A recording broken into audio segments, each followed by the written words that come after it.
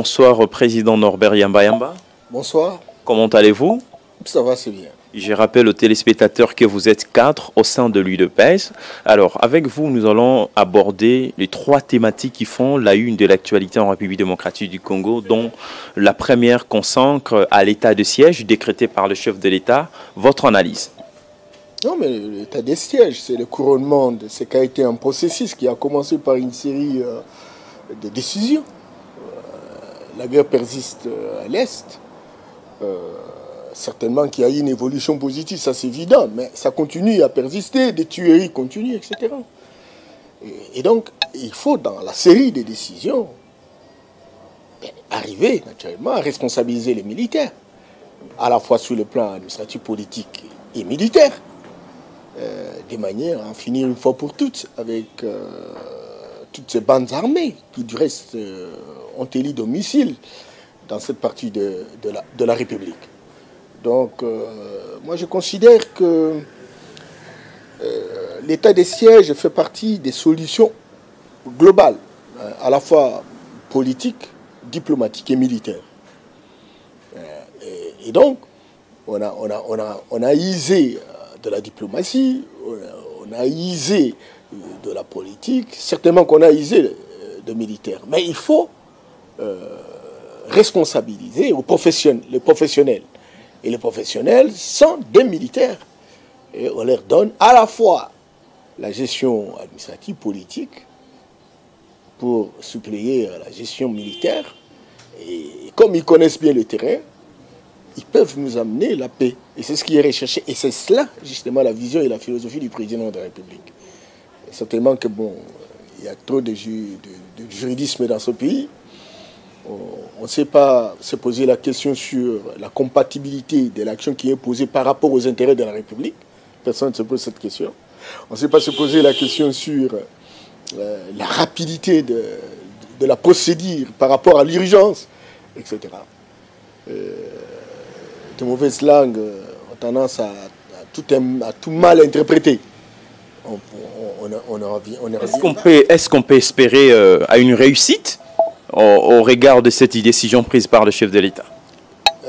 Le chef de l'État, ce n'est pas la première décision. C'est un processus. On est en train de tenter. Et au fur et à mesure qu'on ne ramène pas la paix, on va réajuster. Ça s'appelle la rétroaction. C'est que l'évaluation va continuer.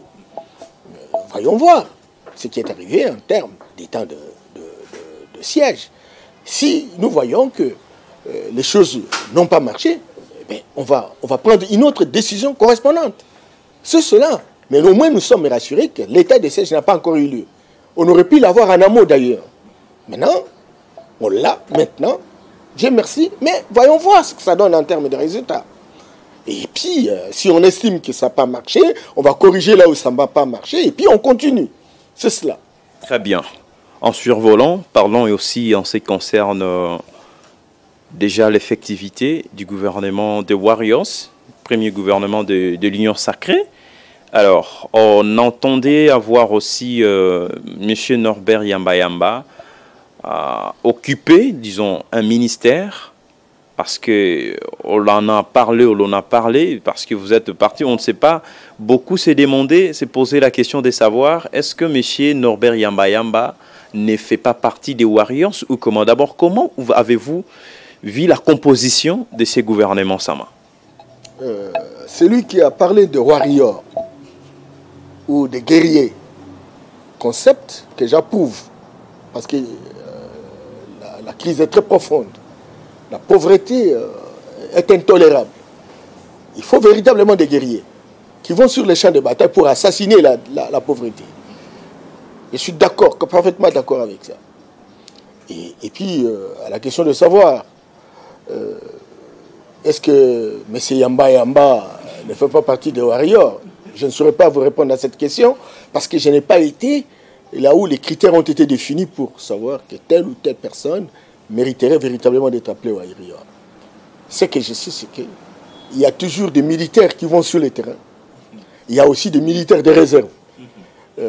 En tout cas, si vous estimez que je suis Warrior, c'est que je suis dans la réserve. La République, elle est grande, les responsabilités sont nombreuses, Et puis bon, voilà, donc on verra le reste. Mais en attendant, nous faisons ce que nous faisons. Et comment vous voyez la composition de ces gouvernements? Ben, je t'ai dit que je n'ai pas été à la définition. Je suis très rassuré que celui qui a parlé aux Warriors, à la fois le président de la République et le Premier ministre, non recruté que de Warriors. Je leur ai fait confiance. Je ne peux pas vous dire que tel ou tel, non. Ils ont la présomption, pour la plupart, d'être des nouveaux comme ministres, mais d'avoir une expérience cumulée d'un certain nombre de secteurs dans la vie, ce qui est une bonne chose. Mais bon, pour le reste, ils ont le temps de démontrer de quoi ils sont capables. Nous les soutenons et nous devons travailler dans la perspective qu'ils réussissent. Parce que, croyez-moi, on est warriors, certainement, mais si on n'y va pas dans la logique d'une intelligence collective ou d'une action mutualisée, on ne va pas réussir.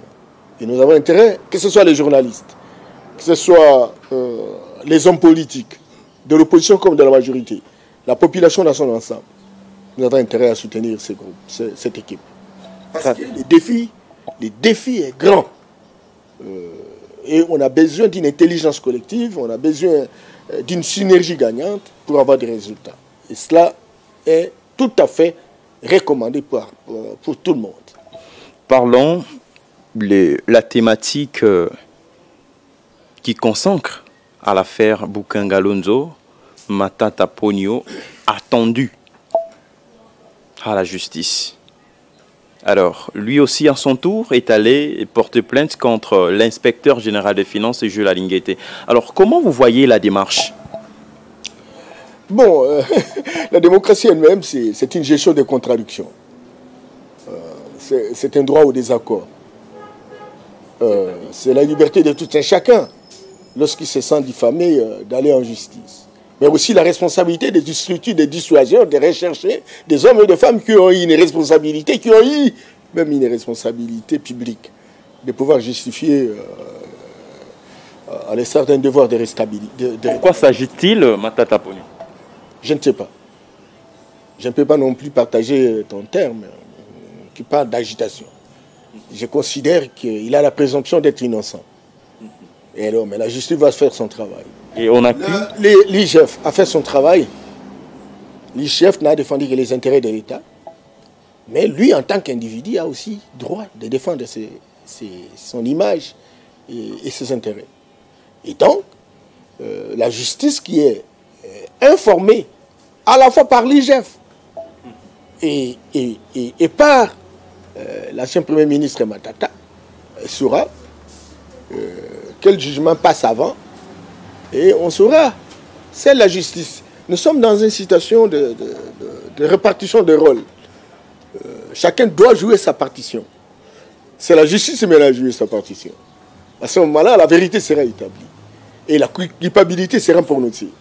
Pour l'instant, chacun jouit de la présomption d'innocence. Mais on accuse l'inspecteur général des finances, Jules Alinguete Nkei, de se mêler dans les attributions de la justice. Comment expliquez-vous ces paradoxes? Il a organisé un procès. S'il se mêle dans les attributions de la justice, c'est qu'il a déjà un tribunal. Même si, tout en étant inspecteur général des finances, il a une responsabilité d'élaborer des rapports qui attestent comment les budgets ou les affectations de la République ont été gérées. C'est ça. Mais à ma connaissance, je n'ai pas encore entendu qu'il a organisé des procès et qui prononce la culpabilité des uns des autres. Elle fait juste son travail. Et quand elle aura fini à dégager la responsabilité, soit la responsabilité, eh bien voilà, une autre structure devra jouer sa partition. Et ça, c'est la justice. Tu vois? Et donc, moi, je pense qu'aujourd'hui, rien n'est perdu, rien n'est encore à l'état où nous pouvons nous inquiéter. J'ai entendu que l'IGF a fait son travail. J'ai entendu les différentes explications qui sont lancées sur la place publique par Matata et des personnes interposées. Nous entendons que la justice puisse véritablement clarifier la situation pour qu'on ait le cœur net. Mais pour l'instant, c'est essentiellement des racontards, des médisances, etc., qu'il ne faut vraiment pas toujours prendre en considération. Merci, M. Norbert Yamba Yamba. C'est moi qui vous remercie.